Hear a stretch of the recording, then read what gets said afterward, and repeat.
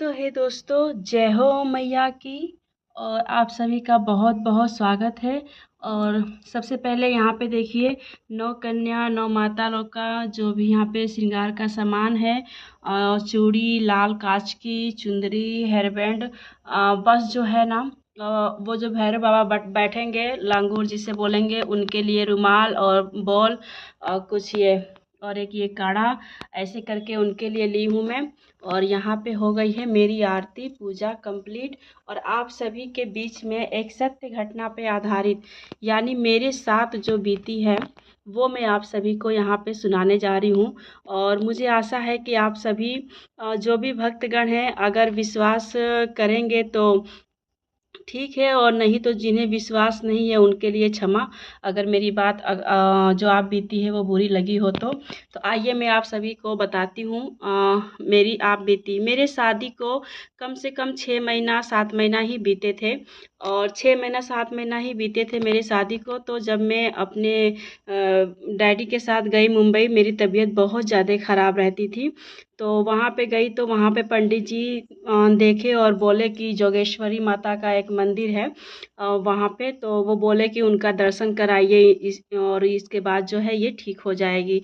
तो जब हम लोग 3 लोग थे, गए वहाँ पे दर्शन करने, जोगेश्वरी माता का दर्शन भी हुआ और बहुत अच्छे से। वहाँ पे पंडित जी मुझे आंचल में, मुंबई में पोटली बोलते हैं, आंचल में मुझे प्रसाद दिए और अच्छे से दर्शन वगैरह सब कुछ हुआ। मेरी तबीयत वहीं पे जैसे ठीक होने होने ऐसे लग रही थी।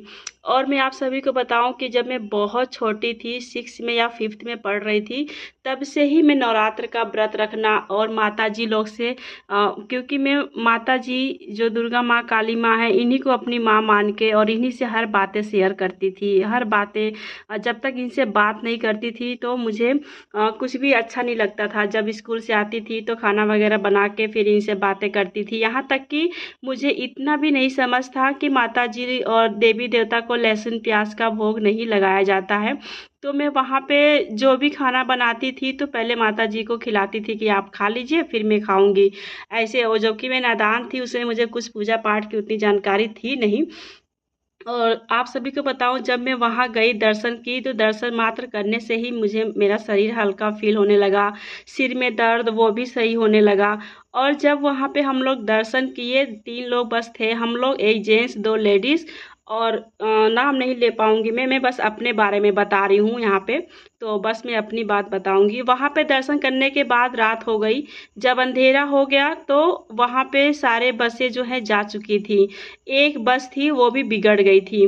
तो हम लोग पूछे कि कब तक बनेगी, तो वो बोले कि 10:30 या 11 11:30 बजे तक ये बस बन जाएगी। तो सोचिए, वहाँ पे उतने सुनसान इलाके में बस हम 3 लोग थे।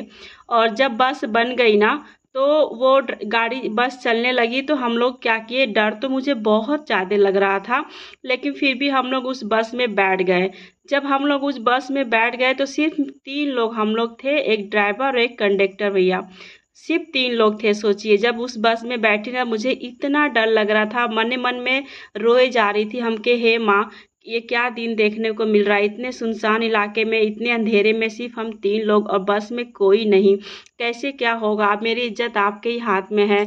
और बहुत ज़्यादा डर लग रहा था मुझे, मतलब मैं वो सीन में कभी ज़िंदगी में अपने भूल नहीं सकती दोस्तों। तब तक क्या हुआ कि एक बाइक पे 4 लोग थे, 4 लड़के एक बाइक पे आए और 2 लड़के बस में चढ़ गए, और एक और जो 2 लड़के हैं वो बस के आगे आगे जा रहे थे। और जो 2 लड़के बस में चढ़े थे, वो कंडक्टर से, ड्राइवर से पता नहीं क्या बात कर रहे थे। तब तो मेरा पूरा ही हो गया कि अब तो मेरा आखिरी है और अब तो मैं नहीं बचने वाली। इतना सोच के पूरा पसीना पसीना हो गया, इतनी डर रही थी मैं, इतनी डर रही थी कि आपसे क्या ही बताऊं। उसके बाद क्या हुआ, जब बस चल चल रही थी और सुनसान इलाके में, बहुत घनघोर बहुत बाइकआउट इलाका था, वहाँ पे हम लोग उतर भी नहीं सकते हैं। अब जंगल में हम लोग कहाँ उतरे। अब बस चल रही थी, 2 लोग बात किए और 2 लोग बस के आगे आगे जा रहे थे बाइक से। तब मैं बोली कि हे माँ, अगर दिल से मैंने आपको अपनी माँ माना है तो मेरी लाज आपके ही हाथ में है। ऐसे कह के मैं बहुत रो रही थी, मेरा एकदम आंसू रुक नहीं रहा था, खूब रोए जा रही थी मैं। तब तक क्या हुआ, मैं आँख बंद की ना दोस्तों, तो जैसे मुझे लगा कि आगे आगे ना ये मेरी काली माँ चल रही हैं, ऐसे इसी अवतार में है और ऐसे आगे आगे चल रही हैं मेरी काली माँ। और जब ऐसे इनका मैं परछाई देखी ना, तो मेरा रोआ खड़ा हो गया और मुझे लगा कि हाँ मतलब कि माँ मेरे साथ हैं। तब तक क्या हुआ कि एक बूढ़ी माँ आई, बहुत बूढ़ी थी, सोचिए उस समय उनका कोई मतलब नहीं था। फिर भी एक बूढ़ी माँ, मच्छी वाली टोकरी थी, टोकरी लेके ऐसे बस में चढ़ी और बस को रुकवाई। जब एक बूढ़ी माँ बस में चढ़ी ना दोस्तों, तो फिर भी मुझे कुछ ऐसा फील नहीं हो रहा था कि हाँ, लेकिन फिर भी ये था कि बस वो बूढ़ी माँ ही क्या ही बचा पाएंगी। और ऐसे वो बस में चढ़ी और जाके बैठी और मुझे ऐसे पीछे मुड़ के बार बार देखी जा रही थी और देखी जा रही थी, मैं तो बस रो रही थी। और उसके बाद जब बस कुछ दूर आगे गई ना दोस्तों, तो जो बाइक वाले, 4 बाइक वाले जो 2 बस में बैठे थे, वो दोनों उतर गए। जब वो दोनों उतर गए और उसके बाद क्या हुआ, जहाँ उतरे लोग ना, वहाँ पे कई सारे लोग बस में चढ़ गए। जब कई सारे लोग बस में चढ़ गए, देखने लगी बस पूरा आधा भर गया। उसके बाद मुझे इतनी तसल्ली मिली ना दोस्तों, तब मुझे लगा कि हाँ, आज आज के ज़माने में भी ना दोस्तों, अगर आप मानेंगे दिल से ना, तो मैं तो ये चीज़ महसूस कर चुकी हूँ बचपन से ही, और बचपन से ही महसूस कर चुकी हूँ कि हाँ, देवी देवता होते हैं। ये कोई अंधविश्वास नहीं है दोस्तों। आप सभी को बहुत ऐसे जो साइंस वाले होंगे, उन्हें मेरी बातें अंधविश्वास लग रही होगी, लेकिन मैं बहुत सालों से सोच रही थी कि बताऊं। ये मेरी आप बीती है सच्ची घटना, और बहुत लोग को, कुछ कुछ लोगों को पता है तो वो जान ही जाएंगे।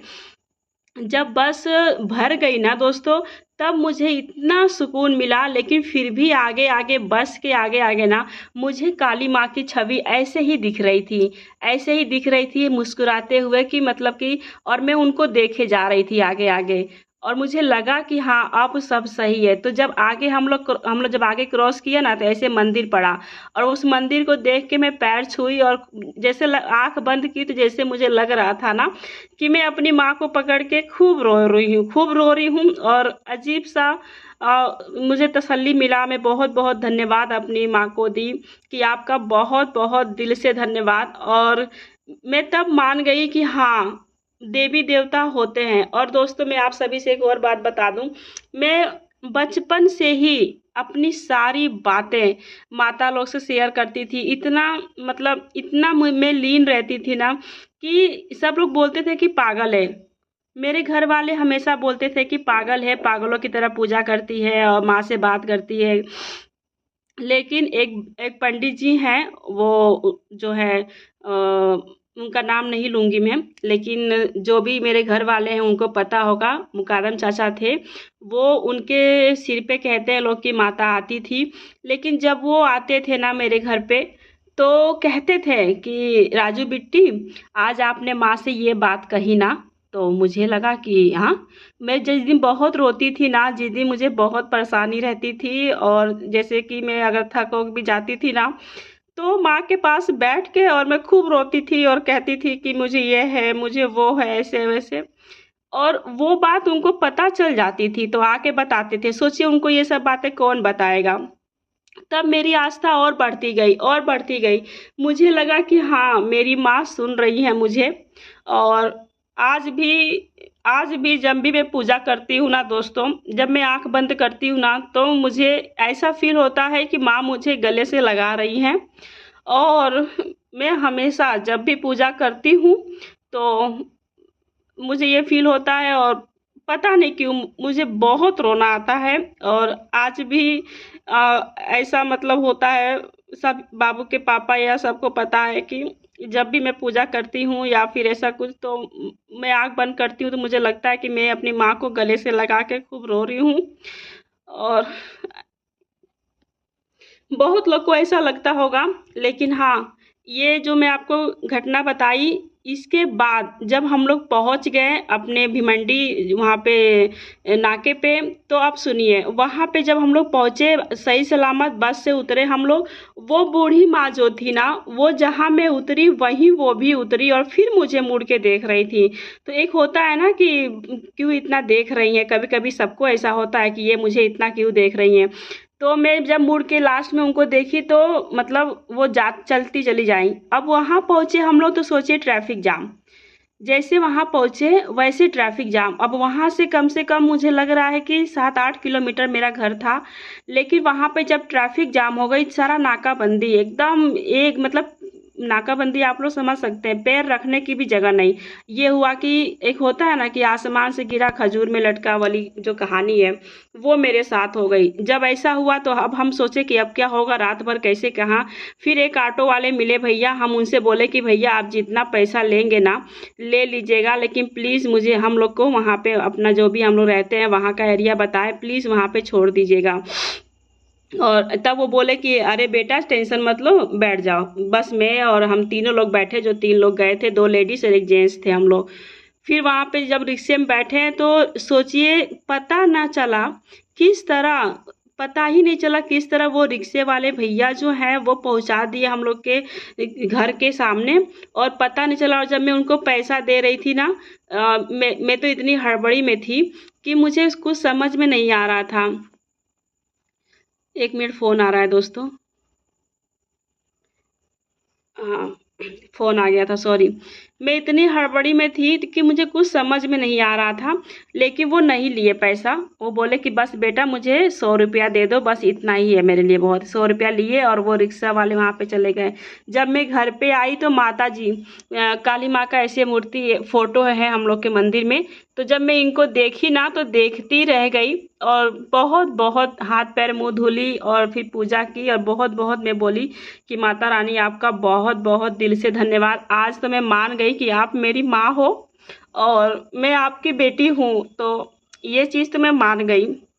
और यही बात है दोस्तों, ऐसी बहुत सारी बातें हैं और बहुत सारी ऐसी बातें हैं सत्य घटना पे आधारित जो मेरे साथ हुई है, जो मैंने फेस किया है। और कुछ-कुछ बातें तो मैं नहीं बता सकती आप सभी को, लेकिन ये वाली बातें मैं सोच रही थी कि एक बार मैं अपने जो मेरे वाइटी फैमिली है ना, उनसे शेयर करूँ। और तब से मैं बहुत छोटी थी तब से नवरात्र का 9 दिन का व्रत रखना और माता जी का सेवा करना, पूजा करना, तब से ही मैं करती थी। फिर उसके बाद थोड़ी-सी ज़िम्मेदारियाँ बढ़ी मेरी शादी के बाद, तो ज़िम्मेदारियाँ बढ़ गई तो जो ये मेन ज़िम्मेदारियाँ हैं कि पति की सेवा, बच्चे की सेवा, घर वालों की सेवा, इसमें जब बहुत ज़्यादा मैं लीन हो गई ना, तो थोड़ी-सी मैं माता जी का पूजा कम कर दी। उसके बाद ज़िम्मेदारियाँ में लगी। आज भी मैं सबसे पहले टिफ़िन बनाती हूँ, खाना बनाती हूँ, उसके बाद ही माता जी का जो भी भोग लगाना, करना, पूजा पाठ सब करती हूँ मैं। ऐसा नहीं है कि मैं सब कुछ काम छोड़ के बच्चा भूखा हो, चाहे पति भूखे हो और फिर उसके बाद, क्योंकि हमारे असली भगवान, असली देवी देवता तो हमारे पति और बच्चे हैं, हमारी फैमिली है। क्योंकि कहते हैं ना कि भगवान जी सबके दिल में वास करते हैं। अगर भगवान जी की सेवा करना हो ना दोस्तों, तो किसी भूखे का पेट भरिए। इसीलिए आज भी कभी भी मैं खुद नहीं खाना पसंद करती हूँ, लेकिन अगर कोई भूखा है ना, तो मैं कितना भी परेशानी क्यों ना हो, मेरे शरीर में दर्द हो या बुखार हो या कुछ भी क्यों ना हो, लेकिन मैं खाना खिलाने सबसे पहले खड़ी होती हूँ। क्योंकि भूखों का पेट भरना ना, मुझे अजीब सी संतुष्टि, अजीब सी तसल्ली मिल जाती है। तो यही मेरी सत्य घटना पे एकदम सत्य घटना पे आधारित ये कहानी है। और नवरात्र के पावन अवसर पे मैंने सोचा कि मेरे जितने भी परिवार हैं, वाईटी परिवार, मेरे सारे वाईटी परिवार से मैं शेयर करूं।